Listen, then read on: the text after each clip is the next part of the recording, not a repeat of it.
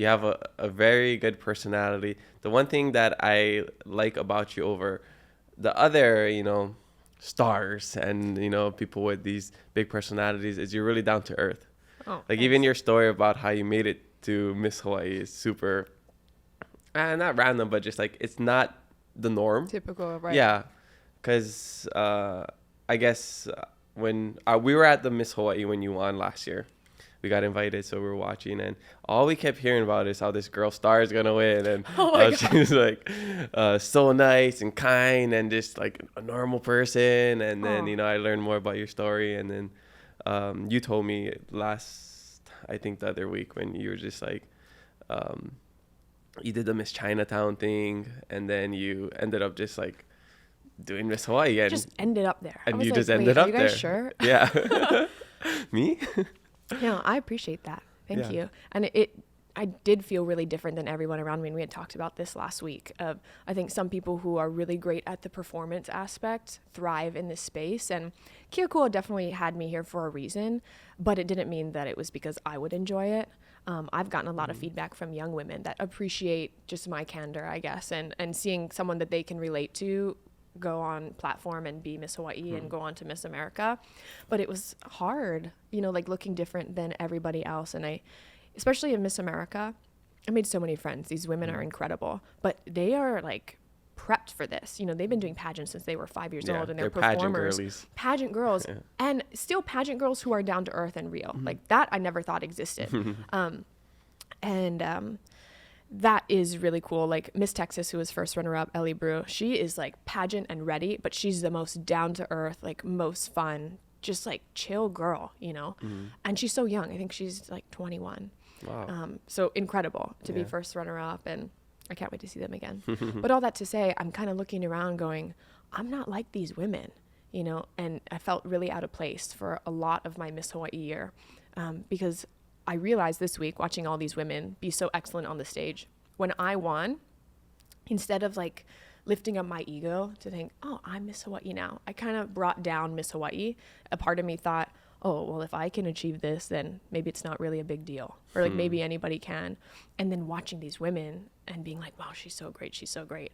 And then them coming to me for advice, or me having a platform to talk to them as the current Miss Hawaii and gonna crown one of them.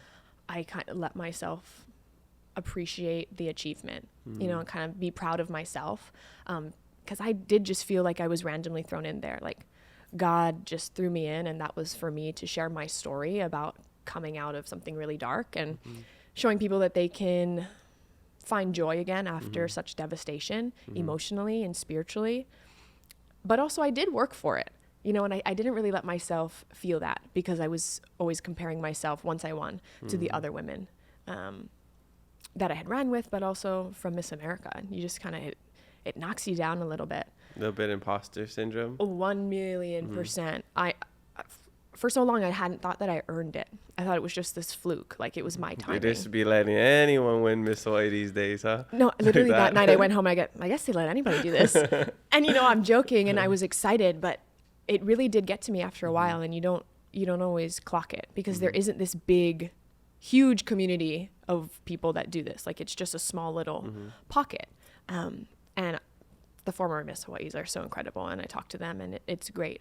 But you also just, I think, feel out the environment for so long. I didn't come out talking about things, and you just wonder. Like I'm more of a thinker. Well, I'm more of a talker. But like I really try to digest and understand what I'm thinking and feeling before I say something about it. So it took this long to have an idea of what this was and what my emotional experience was. I had a friend tell me once that you can't experience something and analyze it at the same time. That's great. So as it comes to a close, I've been able to look back and really identify what moments meant what to me, and how that translated and the lessons that I've learned. So Miss Hawaii has been my anime. Yeah, it teaches you a lot, huh? But I love that you can't, what was it? You can't experience something and analyze it At the same time. I totally believe that. It's like when you're, in something, in a stressful environment, or let's just say for a relationship, for example, it's all great, and like you take a step back, you finally break up, and you're like, then you start to realize all these other things, the red flags, the other things. It's like, whoa, I just like stayed in this way too long. I didn't notice all of this. Everybody else noticed it, but I didn't, because you're so close to it. Isn't that the worst when you break up with someone and people go, yeah, that makes sense. And you're like, what? What? What are you talking about? I know. I just went through a breakup a couple months ago, which was crazy. I got back from Miss America. We broke up. Like everything was coming to an end. I was broke because I had spent all my money doing this pageant stuff that I didn't understand what I was doing it for. And that's when you just start really analyzing a lot. But that had happened. And then the next week was my birthday, which was on the eclipse.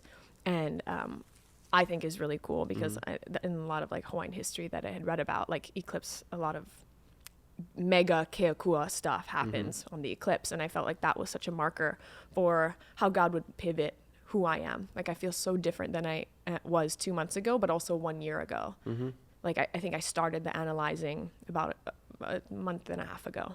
And I've had all this time, these 6 weeks, to kind of process what would happen yesterday. And I left that theater cheesing. I was smiling, just so content to not only pass it on to Haley Cheney Kane, who was my first runner-up last year, but to just feel content about my year. There's, of course, things that I would change. A former Miss Hawai'i had told me when I won, by the time you figure it out, you'll be giving it up. And it's so true. I just kind of started figuring out how to do this. And then it was over, which is okay. Because it's prepared me for so many other things in life. So yeah,